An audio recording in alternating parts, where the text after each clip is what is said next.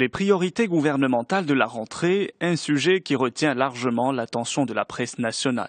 Abdillahi Ben Kiran vient de réunir les membres de son gouvernement loin des bureaux de leur ministère à Rabat, nous informe aujourd'hui le Maroc.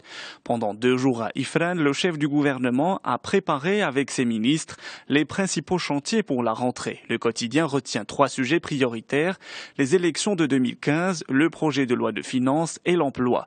Le gouvernement s'est dopé pour la rentrée, peut-on lire en une de l'Économiste. 3 milliards de dirhams annoncés pour le fonds industriel, 5 milliards de dirhams pour financer le démarrage de la réforme des retraites. En revanche, aucune mesure pour l'emploi, souligne le quotidien. Autre sujet qui fait les gros titres de la presse nationale, le virus Ebola. Est-il à nos portes, s'interrogeant une aujourd'hui le Maroc. Bien qu'aucun cas de virus n'ait été enregistré au Maroc, le risque zéro n'existe pas, titre Al-Ahdet al-Maghribiya.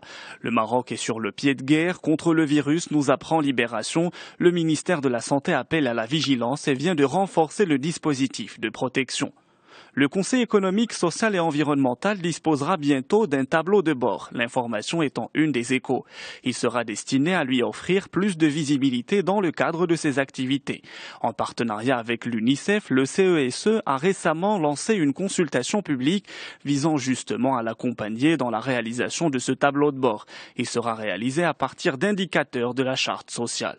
Dans la presse française, la conférence internationale sur l'Irak tenue hier à Paris fait couler beaucoup d'encre. Une conférence qui n'a débouché sur rien de concret, souligne le Parisien.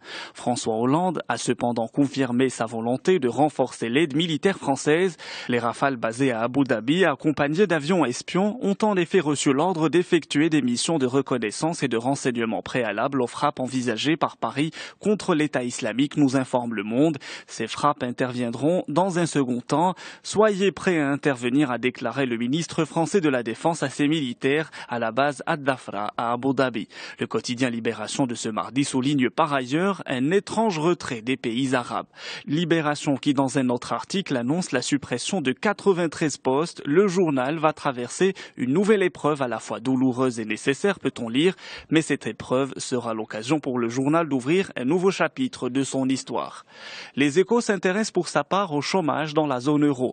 Après le Fonds monétaire international, l'OCDE s'inquiète du 0,8% de croissance que va réaliser la zone euro cette année.